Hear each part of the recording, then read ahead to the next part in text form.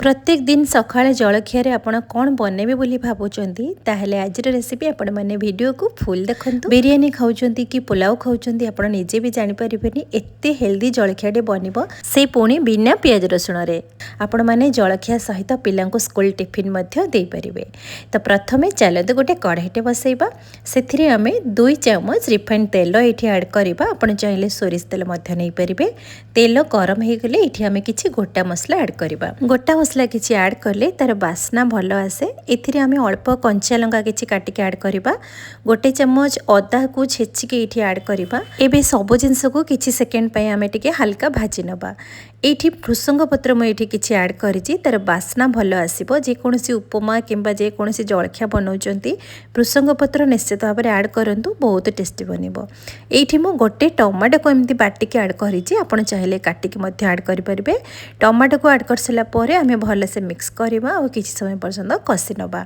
एथिरे आमे अल्प किछि हळदी गुंड, अल्प किछि लंका गुंड, स्वाद अनुसार एठी लूण ऐड करबा। एतिकी जिंस ऐड करसला परे भल से मसला को 2 ରୁ 3 मिनिट पर्यंत कसी नबा।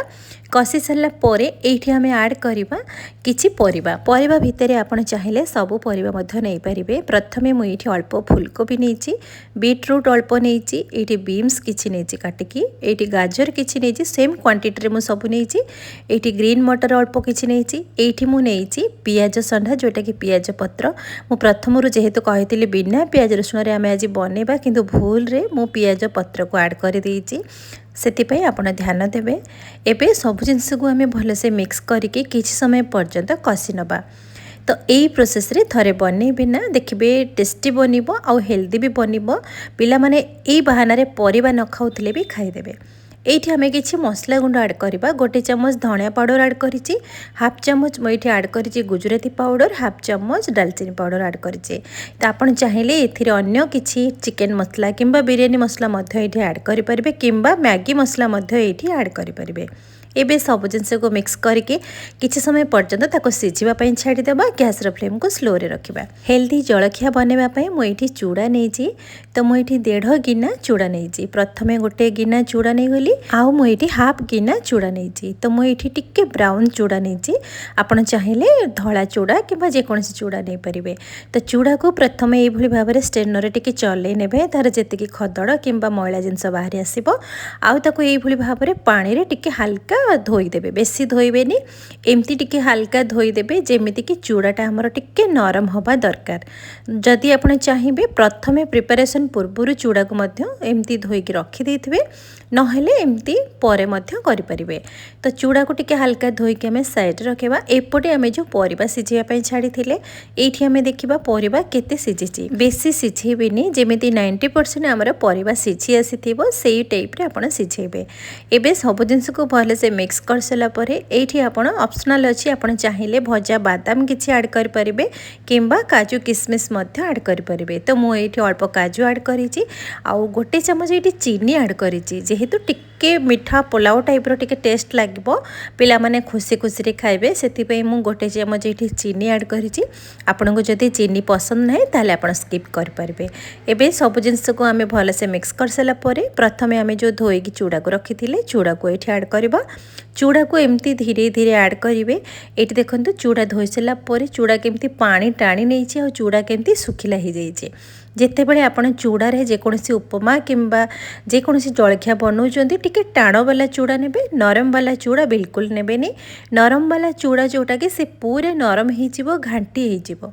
एई भली भाबरे टाण चूड़ा नेले से झुरा झुरा हे के रहिबो, जेमिति उपमा खाइला भली लागिबो।